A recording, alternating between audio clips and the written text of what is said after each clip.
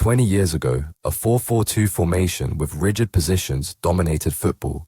Today, we're watching fullbacks who play as midfielders, strikers who defend more than they attack, and formations that morph multiple times within a single match. The tactical revolution happening in modern football isn't just changing how teams play, it's redefining what positions even mean. And the coaches driving these innovations, they're not just winning matches, they're reshaping football's future. But here's what makes this tactical evolution truly fascinating. These aren't just abstract concepts drawn on whiteboards. By the end of this video, you'll understand exactly how these innovations are winning championships, how they're forcing players to develop entirely new skill sets, and why the most successful teams of the next decade will be the ones who master these revolutionary approaches. Before we analyze these innovations, let's acknowledge something important. Football tactics have always evolved.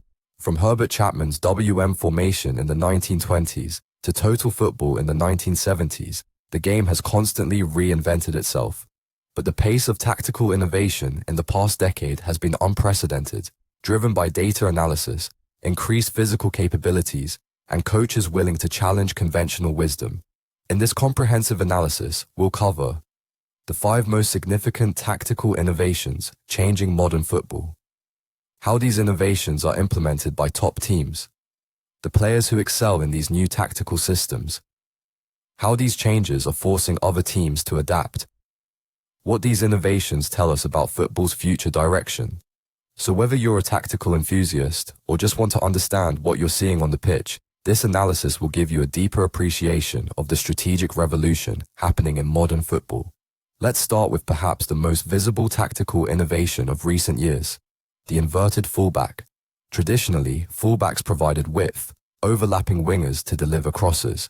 Today, under coaches like Pep Guardiola, fullbacks frequently move into central midfield positions when their team has possession, creating numerical superiorities in the middle of the pitch. This innovation was pioneered by Guardiola at Bayern Munich with Philipp Lahm and David Alaba, but reached its peak at Manchester City with João Cancelo, Kyle Walker, and now with players like Rico Lewis. The inverted fullback serves multiple purposes. 1. It creates numerical advantages in midfield, often giving the team a 3v2 or 4v3 situation. 2. It allows wingers to stay wide, stretching the opposition defense. 3. It provides better counter-pressing positions if possession is lost. 4. It enables more controlled build-up play from the back. This innovation has fundamentally changed what teams look for in fullbacks. Technical ability, passing range, and tactical intelligence are now as important as defensive skills and crossing ability. What's fascinating is how this concept has spread beyond Guardiola's teams. Mikel Arteta has implemented it at Arsenal with Ben White and Alexander Zinchenko. Enzo Maresca, a former Guardiola assistant, has brought it to Leicester City and now Chelsea. Even Liverpool, under Arne Slot, have adapted elements of this approach with Trent Alexander-Arnold. The inverted fullback is part of a broader concept called positional play, or juego de posición, which focuses on creating optimal positioning structures to dominate possession and progress the ball. This approach divides the pitch into zones and emphasizes positioning players to create passing angles and numerical superiorities. What makes this innovation so significant is that it has forced other teams to adapt their pressing and defensive structures. Teams now must decide whether to follow inverted fullbacks into central areas, potentially creating space elsewhere, or allow the opposition to create numerical advantages in midfield. The second major innovation transforming modern football is the evolution of counterpressing and extremely high defensive lines. While pressing itself isn't new, the systematic team-wide approach to immediate ball recovery after possession is lost has reached new levels of sophistication. Jurgen Klopp's gegenpressing at Liverpool and Julian Nagelsmann's work at RB Leipzig and Bayern Munich represent the pinnacle of this approach. Modern counterpressing isn't just about working hard to win the ball back. It's a highly coordinated system with specific triggers and responsibilities. When possession is lost, players don't just chase the ball, they cut off passing lanes, compress space, and force the opposition into predetermined areas. This approach relies on 1. Extremely high defensive lines, often positioned near the halfway line. 2. Compact team shaped with minimal distances between players. 3. Immediate pressure on the ball carrier when possession is lost. 4. Coordinated movement to eliminate passing options. 5. Physical conditioning that allows sustained high-intensity running. The high defensive line is particularly revolutionary.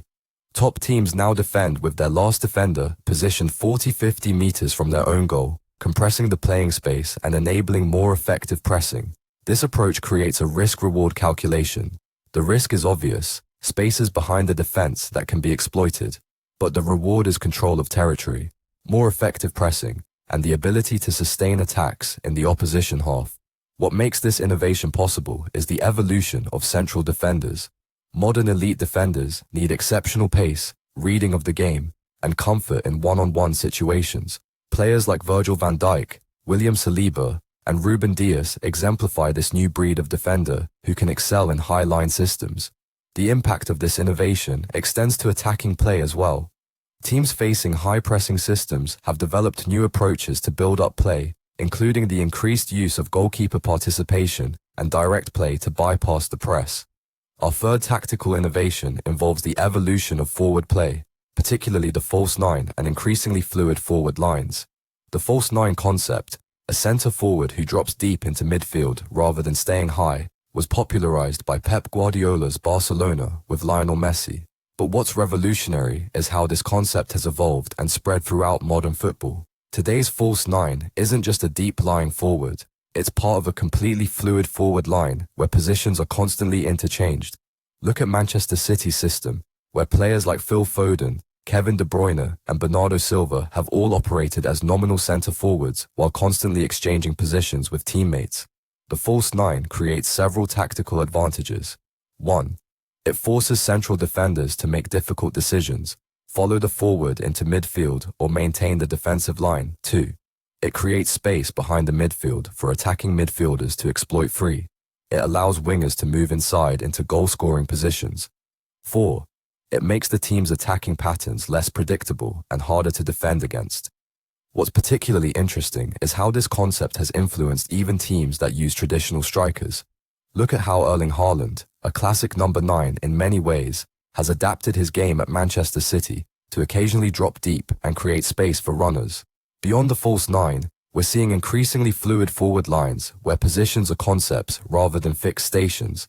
Liverpool under Jurgen Klopp exemplified this with Sadio Mane, Roberto Firmino, and Mohamed Salah constantly rotating positions while maintaining structural balance. This fluidity requires forwards with diverse skill sets. They must be able to play wide, central, deep, and high at different moments in the same match. It also demands exceptional game intelligence to know when to exchange positions and how to maintain team structure while doing so. The impact on defending is significant. Traditional man-marking systems struggle against fluid forward lines, forcing teams to adopt more zonal approaches or hybrid systems. Defenders now need to be comfortable defending in different zones and situations rather than just marking a specific opponent. The fourth innovation revolutionizing modern football is the evolution of the goalkeeper's role from last defender to first attacker.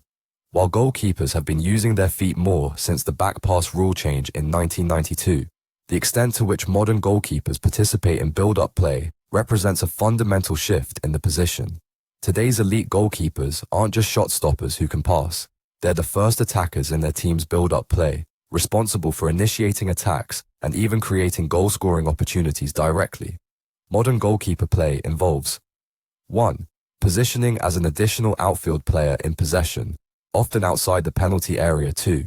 The ability to break opposition, pressing with accurate passing. 3. Recognition of when to play short versus when to play long. 4. Creating numerical advantages in the first phase of build-up. Occasionally providing direct assists with long accurate passes, Manchester City's Ederson exemplifies this approach, with his ability to break opposition lines with pinpoint long passes.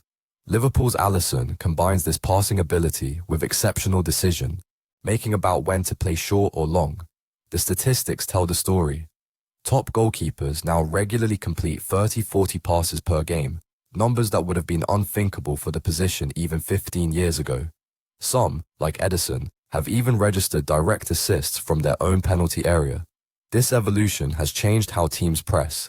The traditional approach of leaving the goalkeeper free while pressing outfield players has been abandoned, as teams now need to account for the goalkeeper's passing ability in their pressing schemes. It's also changed recruitment patterns. Teams now prioritize goalkeepers with exceptional footwork alongside traditional goalkeeping skills, sometimes even choosing superior passers over better shot stoppers. This has created a new breed of goalkeeper, exemplified by players like Ederson, Alisson, and Marc-Andre ter Stegen. Our final innovation is perhaps the most complex: the rise of asymmetrical formations and unprecedented in-game tactical flexibility. Traditional football formations were largely symmetrical, 4-4-2, 4-3-3, 3-5-2, with similar roles on both sides of the pitch. Modern elite teams have moved beyond this limitation, creating asymmetrical structures that maximize player strengths and create unique tactical advantages. Real Madrid under Carlo Ancelotti provides a perfect example. Their nominal 4-3-3 formation transforms in possession, with the right back tucking inside to form a three-man midfield while the left back pushes high, creating an asymmetrical 3-2-4-1 structure. These asymmetrical approaches serve several purposes. 1. They allow teams to maximize the specific strengths of individual players. 2. They create overloads in specific areas of the pitch. 3. They make defensive organization more difficult for opponents. 4. They provide better structure for counterpressing when possession is lost. What makes this truly revolutionary is the level of in-game tactical flexibility. Elite teams now regularly shift between 3 or 4 different formations within a single match, depending on game state, opposition adjustments, and specific tactical objectives.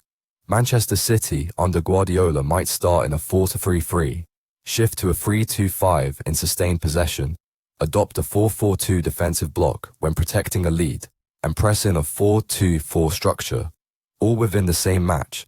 This level of tactical flexibility demands extraordinary game intelligence from players. They must understand multiple positions, recognize situational triggers for tactical shifts, and maintain team structure through these changes.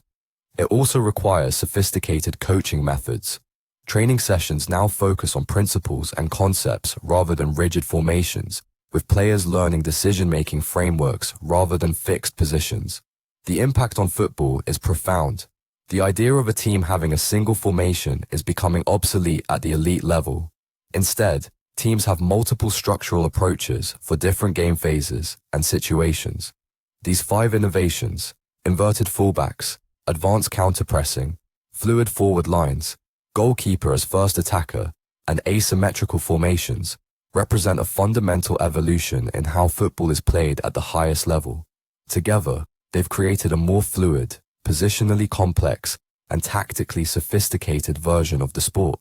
The rigid positions and formations that defined football for decades are giving way to a more dynamic, adaptable approach. What's particularly fascinating is how these innovations build upon each other. The goalkeeper as first attacker enables more effective build-up play, which supports the positioning of inverted fullbacks, which in turn facilitates better counterpressing, and so on. These aren't isolated changes, but part of a holistic evolution of the game. But here's something I didn't tell you at the start. These innovations aren't just changing how teams play, they're changing the very skills we value in players. The next generation of footballers is developing with these concepts as their foundation, potentially accelerating tactical evolution even further. Now I want to hear from you. Which of these tactical innovations do you find most interesting? Are there other tactical trends you've noticed that are changing the game? And which coaches do you think are leading the tactical revolution? Let me know in the comments below. If you enjoyed this analysis, make sure to subscribe and hit the notification bell so you don't miss our upcoming video on how Jude Bellingham became England's golden boy. Until then, enjoy watching the beautiful game continue to evolve before our eyes.